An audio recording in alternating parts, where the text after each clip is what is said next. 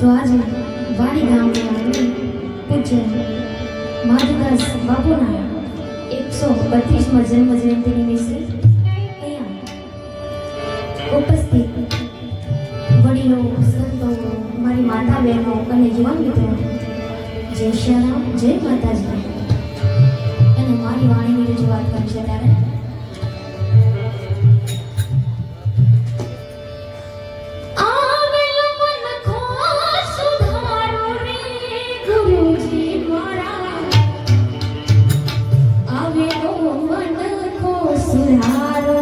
गुरुजी मारा आवेलो मन को सुधारो.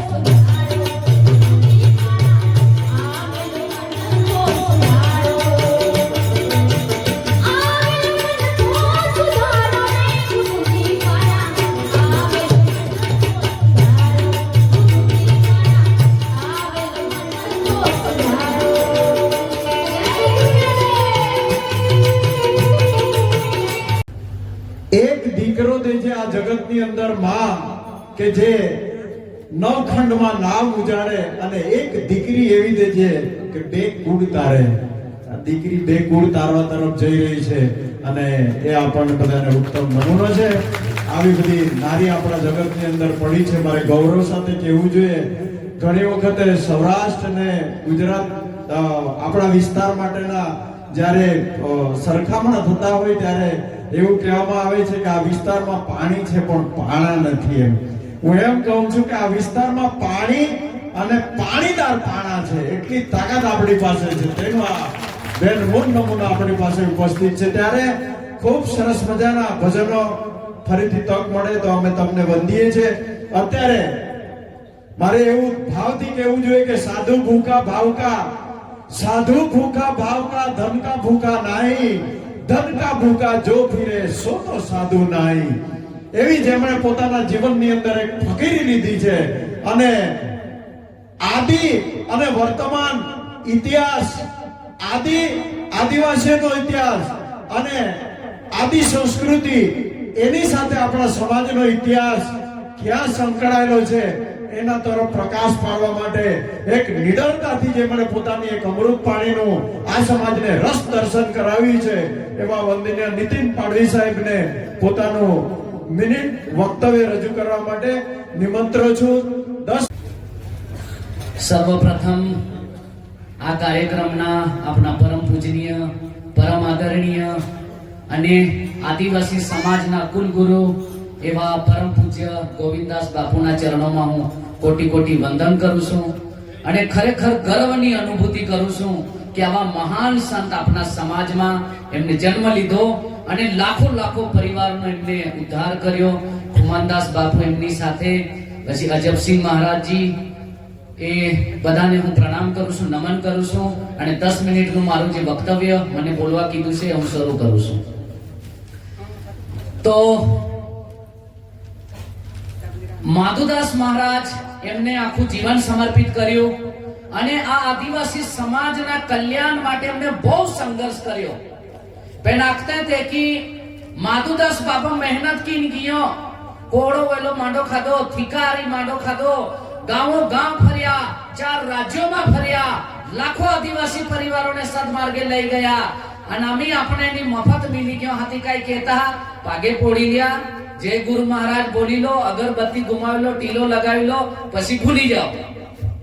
અને અમે જ્યારે થોડા દિવસ પહેલા અમારા મંદિરે પરમ પૂજ્ય ગોવિંદાસ બાપુનું પધરામણી થઈ તો બહુ લોકો એકત્ર થઈ ગયા અને એવું કે આ નીતિન બાપુની ત્યાં કઈ રીતે આવી ગયા. તો પરંતુ એ અમારા પર્સનલ સંબંધો છે. પરંતુ મારો કહેવાનો આશય એવો છે કે ગોવિંદાસ બાપુને પ્રણામ આપણે બધા કરીએ છીએ, આપણું કર્તવ્ય છે, આપણો ધર્મ છે, પણ ખાલી પાગે હોતા પોડુલો બાદ में વીરાઈ જાવું લો. હા, મહારાજુ પાગે પોડી લીધો, અમે માં કલ્યાણ વી ગયો, માં દર્શન વી ગયો, કલ્યાણ વી ગયો. પરંતુ ગોવિંદાસ બાપુને પ્રણામ કર્યા પછી ખરો ધર્મ શરૂ થાય છે, ખરી ભક્તિ શરૂ થાય છે, ખરી આસ્થા શરૂ થાય છે. એટલે ખાલી પાગે પોડુલો હોતો જ ના તો કઈ મશીન ના આશીર્વાદ દેતો રહી. આશીર્વાદ આહી તહાં જ હોતા બઠા લોકા લહા, आशीर्वाद आही तहां जो पूरा समाज बदलाई रही हो. राज्य में राष्ट्रीय आदिवासी मंच की स्थापित की हो. ते इन 4 राज्य माधुदास महाराज, गोविंदास बापू यहाँ मेहनत की ओडो मोडो संगठन स्थापित कियो ने एडो संगठन आदिवासी एक भी ना मिले. पेने आपो प्रताप महाराज भी आख्यो तहां भी टालियाबाजी ले दिया, होरा गो ठाक्या टालियाबाजी ले दिया, बेंडू गो ठाक्या टालियाबाजी ले दिया, आ बाटे अंधश्रद्धा गो ठाक्या, डाकना गो ठाक्या टालियाबाजी ले दिया અને હાથી ફાચે કાય તું કેડો નો માય કેડો. હા, આ ખાલી કા એક કલાકો ખાતું રામો કા काय काय जोकर है का मनोरंजन केराला नहीं, एकी ना मिले. ये आपू समाजो कल्याणो खातुर है, समाजो बदलाया पोड़ी. ये जो महाराज है दिन रात फिरी रहीला है, काय यहाँ काय केडो पगार ना देता बेचारा जेम तेम फिरते हैं.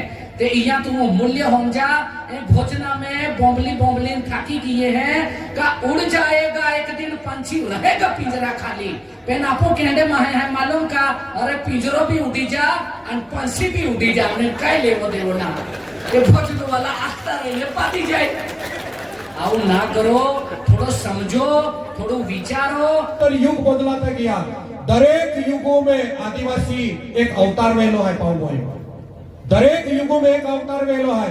राम अवतारों में शबरी माता અને કૃષ્ણ અવતારો में એકલવ્ય અને ત્યાનંતર જે કાઈ સંત પુણ્યા મીરાબાઈ અને ત્યાનંતર ભાતીજી મહારાજ, ત્યાં યુગો में માધુદાસ મહારાજો અવતાર લેતો. માધુદાસ મહારાજો અવતાર લેતો. હજારો લાખો આદિવાસી આજ લોકો અથડાઈને મોઈ જાતા, વ્યસનો મોઈ જાતા. કહીક લોકોને પરિવાર નિરાધાર હતો, કહીક પોયરા બાકા, કહીક પોયરા યાક્યા અને કહીક પરિવાર ઉજાડવી હતો, બાળક નિરાધાર હતા, અનાથ થઈ જતા. એ સંત અવતાર એ મનોરંજન ખાતર ના આવ્યા, એ સંત અવતાર એ ટાઈમ પાસ કહેતા ના આવ્યા. ઓ સમાજ અથડાઈને મોઈ જતો આદિવાસી સમાજ. એ સંત જન્મલાલા આજ આપણે રાત દિન 87 વર્ષ ઉંમર है, 87 વર્ષ. आपो 18 वर्ष ने 20 वर्ष रोज रास्ता पे पोयरे मोयरे रोज मोयरी है 18 ने 20 वर्ष. ત્યાં માધુદાસ મહારાજ काय खबर आती भविष्य એ પોયરે બાકા ના માનનારે, એ પોયરી યાકી ના માનનારી સમાજ વેસણનું મોઈ જનારો હોય.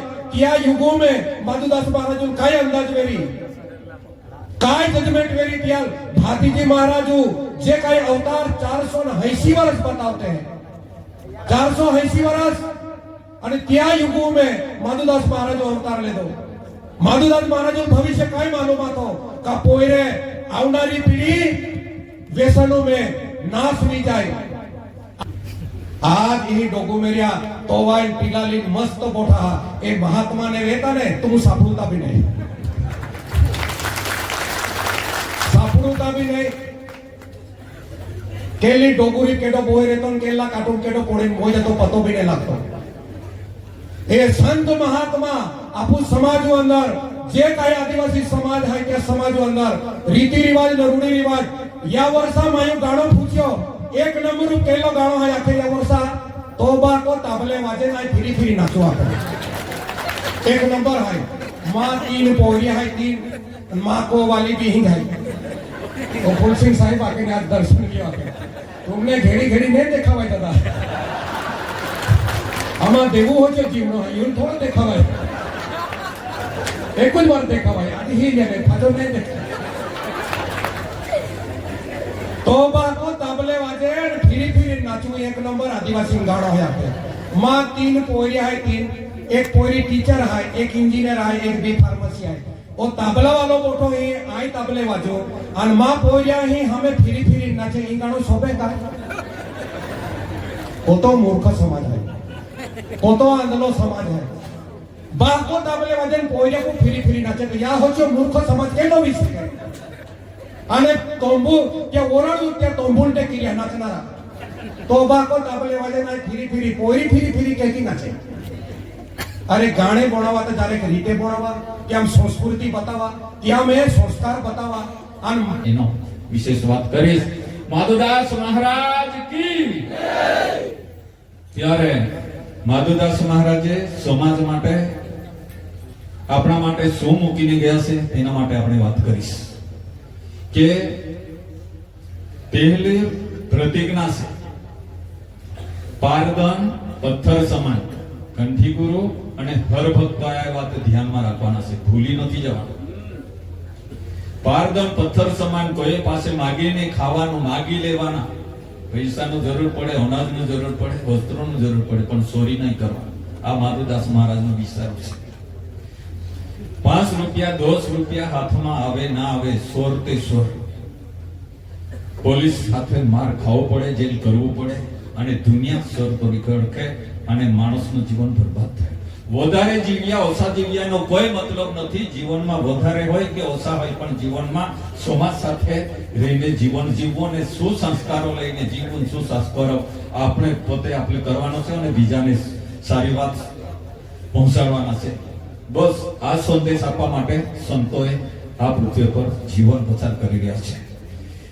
આ પહેલું વચન છે અને બીજું વચન છે કે પાર સ્ત્રી માતા સમાન અને બહેનો માટે પાર પુરુષ પિતા સમાન એવી રીતે ના વર્તું તો બ્રહ્મ હત્યાનું પાપ છે કે આ બ્રહ્માંડનો। ત્રીજી પ્રતિજ્ઞા છે માનવ જીવનનો હાનિકાર કરનારી कि दारू ताड़ी विमोल सुटकी गुटका बियर बाटली बीड़ी बिस्टेल आ जो नशाकार वस्तु से ते मानव जीवन ने हानिकार छे એટલા માટે આપણા આ વ્યસન ના કરવા માટે અને માનવ જીવન રક્ષણ કરવા માટે આપણાઓને માધુદાસ મહારાજ આવા વિચારો મૂકીને ગયા છે ને તે 5 પ્રતિજ્ઞામાં મૂકીને ગયા છે અને એ જો પ્રતિજ્ઞા પાડીએ તો આપણા જીવન પાવન થવાના છે। ચોથું વચન છે जुगार सट्टा नहीं रमવું झूठ नहीं बोलવું जीव हिंसा नहीं करना।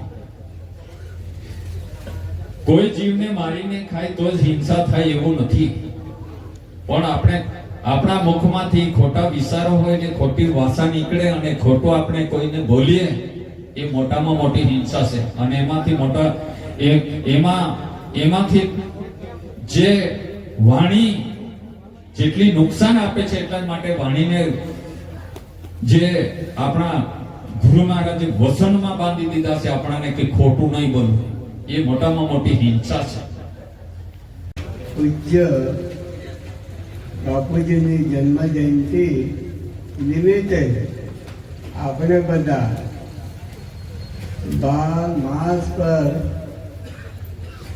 એક વર્ષમાં આપણે ભેગા થઈએ જેમના થકી આપણે જીવન પરિવર્તન થયું છે વેમ ને વ્યસનથી અને અંધશ્રદ્ધામાંથી બહાર નીકળ્યા છે એવા પરમ ગુરુની આજે જયંતિ નિમિત્તે એક બહાનું બતાવીને આપણે ભેગા થઈને આપણા વિચારોને આપણે કરવાનું છે અને સારું જીવન પરિવર્તન કરીને આપણા માનવનું જીવન પવિત્ર બનાવવાનું છે અને એ પવિત્ર જીવન બનાવીને હું અને હરિ સુધી પહોંચવાનું છે. હું અને હરિ કોણ છે એની એકતા કરવાની છે. એ નિમિત્તે આપણે બધા ભાઈ બહેનો પોતે એ મહારાજશ્રીના અમૃતવાણીને પાવન કરીને એમનો સેવન કરીને આપણું જીવન ધન્ય બન્યું છે. એટલે એમને એક દિવસ ભેગા થઈને આપણે સદ વિચારોમાં આપણા સમાજને જાગૃત કરવા આપણે પણ સહભાગી બનીએ. એવા એક નાના મોટા પ્રસંગો યોજીને આપણા કાર્યક્રમને ખરેખર સુંદર બનાવીને સમાજને જાગૃત કરવાનું ઉત્થાન ખરેખર આપણે કરી રહ્યા છે. એ ગૌરવનું પાત્ર છે. હું એકલો કંઈ કરી શકું નહીં, આપણા થકી જ આ બધું થાય છે. કારણ કે સંત ના હોય તો ગુરુની કિંમત કોણ કરી શકે. માટે ખરેખર એક સંતો ઉદાહરણ પર લે છે, મોર જો હોય તો મોરના પૈસા પણ હોવા જોઈએ. પૈસાથી મોર શોભે છે, તેવી રીતે આપ સર્વે મોરના પૈસા રૂપી છે. એ પીછું ખરેખર કૃષ્ણ ભગવાને પર માથા પર ધારણ કરેલો છે. એનો અર્થ એવો છે કે સંતો હંમેશા પૈસા સ્વરૂપ છે, પણ તે વચનરૂપી સંતો એવા મહાન ગુરુના વચન પાડીને આ સંસારની અંદર ભક્તિ કરે છે. ભક્તિ વચનની કરવાની છે. ગુરુ મહારાજે વચન આપી છે, વચન પાડવાનું છે ને વચનના આધીન રહીને આપણે આગળ વધવાનું છે.